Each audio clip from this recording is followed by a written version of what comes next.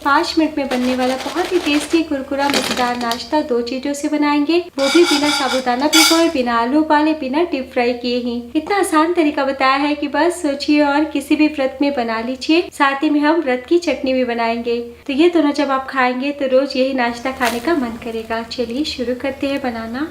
दोस्तों, आज की रेसिपी पसंद आए तो वीडियो को लाइक, शेयर, कमेंट करना बिल्कुल ना भूलें। हेलो दोस्तों, मैं हूं शामली। चलिए वीडियो शुरू करते हैं। झटपट व्रत के लिए इस नाश्ते को बनाने के लिए हमें चाहिए आधा कप कच्चे साबूदाना। तो साबूदाना आप थोड़े बड़े, मीडियम या छोटे कोई भी ले सकते हैं। यहाँ पे मैंने मीडियम साइज का साबूदाना का इस्तेमाल किया है। तो सबसे पहले हम कच्चे साबूदाना को किचन टॉवल में डाल के सूखा ही अच्छे से पोंछ लेते हैं। कच्चे साबूदाना को पोंछने के बाद पैन में निकाल लें और अब हम मीडियम फ्लेम पे 1 से 1.5 मिनट के लिए ड्राई रोस्ट कर लेते हैं। तो इस तरह से सूखा भून लेने से साबूदाना से मॉइस्चर भी चला जाएगा और बहुत ही अच्छे से पीस के पाउडर हो जाएंगे। और थोड़ा भून लेने से साबूदाना बहुत ही अच्छे से साफ भी हो जाते हैं। तो दोस्तों, अगर साबूदाना का पाउडर मार्केट में मिल जाता है तो ये स्टेप करने की आपको बिल्कुल भी ज़रूरत नहीं है। तो देखिए, बहुत ही अच्छे से रोस्ट हो चुके हैं और इनका कलर भी नहीं बदला है। और जैसे हल्का हल्का चटकना शुरू हो जाए तुरंत फ्लेम को बंद कर दें। तो अभी गर्म है इसलिए 2 मिनट के लिए ठंडा कर लें। तो जब तक साबूदाना रेस्ट पे है, हम एक मीडियम साइज का आलू लेंगे और आलू को हम कच्चा ही छील लेते हैं। आलू को छीलने के बाद छोटे छोटे टुकड़ों में हम चाकू से ही काट लेंगे और काटने के बाद हम 2 पानी से धो लेते हैं। इधर साबूदाना भी ठंडे हो चुके हैं। मिक्सी के जार में डाल दीजिए और हम बिना पानी डाले सूखा ही अच्छे से 1 मिनट के लिए पीस लेते हैं। तो मुश्किल से 1 मिनट का टाइम लगा है और बहुत ही अच्छे से साबूदाना का पाउडर तैयार हो चुके हैं और हल्के से आपको छोटे छोटे से दाने भी दिखेंगे। और अब हम 4 चम्मच पानी डालते हैं। पानी डालने के बाद एक बार चम्मच से मिला लीजिए ताकि साबूदाना का पाउडर जार में नहीं बैठे।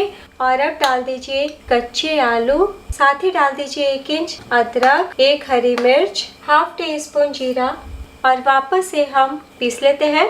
तो देखिए, बहुत ही अच्छे से गाढ़ा सा पेस्ट तैयार है। ध्यान दीजिएगा, हमें मिश्रण को बहुत पतला नहीं करना है। और अब हम एक बोल में निकाल लेते हैं। तो देखिए, कच्चे साबूदाना, कच्चे आलू का मिश्रण निकाल लिया है। थोड़ा सा और हम पानी डालते हैं। तो टोटल मैंने सिर्फ आधा कप पानी का इस्तेमाल किया है। इस तरीके से हम मिला लेते हैं और अब हम 2 मिनट के लिए रेस्ट के रखते हैं। बाकी की थोड़ी सी चीज हम 2 मिनट के बाद डालेंगे। चलिए तब तक चटनी बनाते हैं। चटनी बनाने के लिए चटनी जार में डालिए थोड़ा सा धनिया पत्ती, करीब आधा कप। ग्राम्स में देखें तो 50 ग्राम 2 हरी मिर्ची डाल दें, 1 इंच अदरक, 1/4 चम्मच जीरा। और अब चटनी में चटपटा स्वाद के लिए यहाँ पे मैं ताजी दही का इस्तेमाल कर रही हूँ। आप दही के बदले 1 चम्मच नींबू का रस का इस्तेमाल कर सकते हैं। तो दोस्तों, अगर आप व्रत में जीरा नहीं खाते तो स्किप कर दीजिएगा, या फिर जो भी चीज़ नहीं खाते उसे स्किप कर दीजिएगा, तब भी नाश्ता अच्छा बनेगा। और अब डाल दीजिए 2 चम्मच भुनी हुई मूंगफली। आपको नहीं पसंद तो ना डालें, थोड़ा पानी डाल दें। स्वाद अनुसार व्रत का नमक यानी कि सेंधा नमक। और अब पीस लीजिए। तो लीजिए, 1 मिनट में चटनी पीस के तैयार है। बोल में निकाल लीजिए। तो आज मैं तड़का नहीं लगा रही, आपकी इच्छा हो तो हरी मिर्च, जीरा, करी पत्ता से तड़का लगा सकते हैं। और इस चटनी को आप 2 दिन तक स्टोर भी कर सकते हैं। इसमें हमने मूंगफली डाला है इसलिए थोड़ी देर के बाद चटनी थोड़ी गाढ़ी भी हो जाएगी।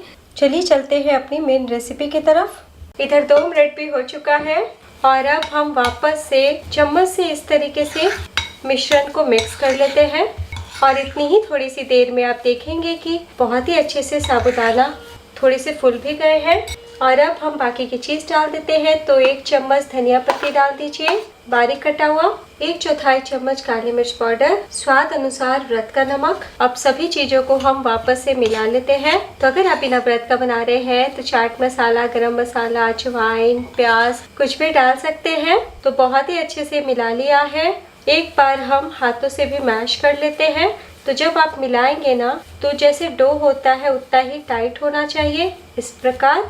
ध्यान देने वाली बात दोस्तों, इस नाश्ते का मिश्रण जरा भी गीला नहीं होना चाहिए, इसलिए मैं आपको डो बना के दिखा रही हूँ, यानी कि समेट के दिखा रही हूँ, ताकि आपको अंदाजा हो जाए।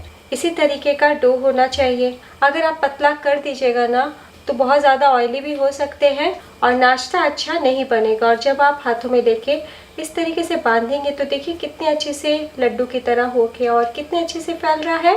और अब हम नाश्ता बनाना शुरू करते हैं। तो उससे पहले मैं आपको बता देती हूँ कि किस तरीके से हमें ऑयल में फ्राई करना है। तो पानी से हाथों को मैंने भिंगा लिया है और हाथों में इस प्रकार से छोटी छोटी गोली बनाते हुए हाथों से दाबते हुए तेल में डाल देंगे। तो आप इस तरीके से बना करके पहले से भी रख सकते हैं। तो थोड़ा सा मिश्रण हाथ में लेते हुए गोली बनाते हुए हाथों से दाब ले। तो देखिए बिल्कुल भी आपको अलग से पानी लगाने की ज़रूरत नहीं और बिल्कुल भी हाथों में नहीं चिपकेगा। और हमें बहुत मोटा नहीं रखना है, इसी तरीके से पतला सा टिक्की का शेप रखिएगा।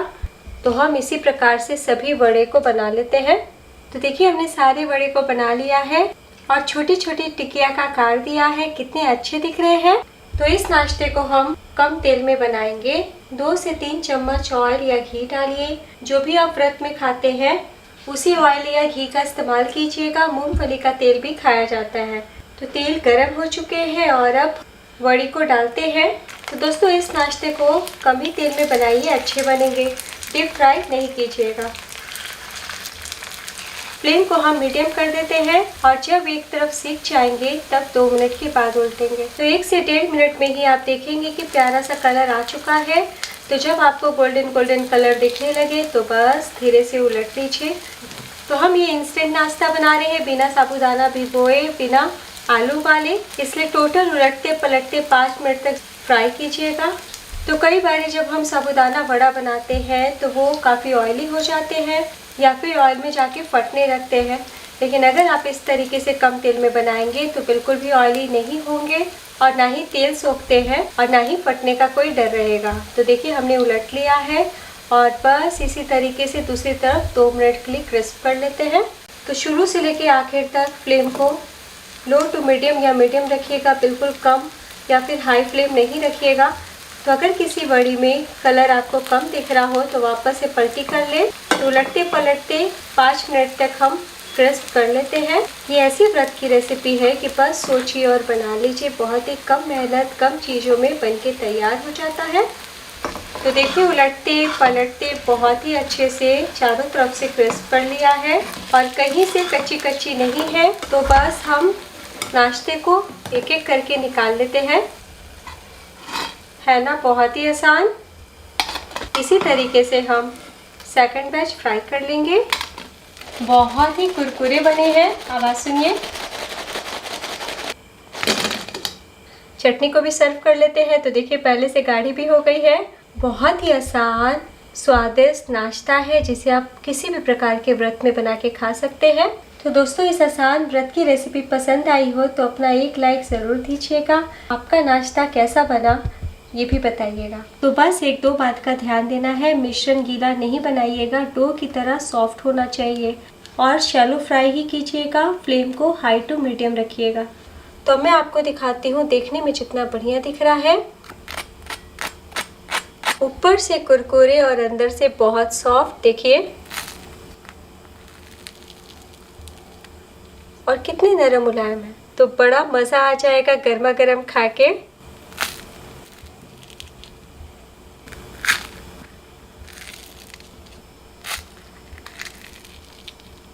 तो इस आसान चटपटी चटनी के साथ खाइएगा तो स्वाद बहुत बढ़ जाएगा और सभी आपकी बहुत तारीफ करेंगे।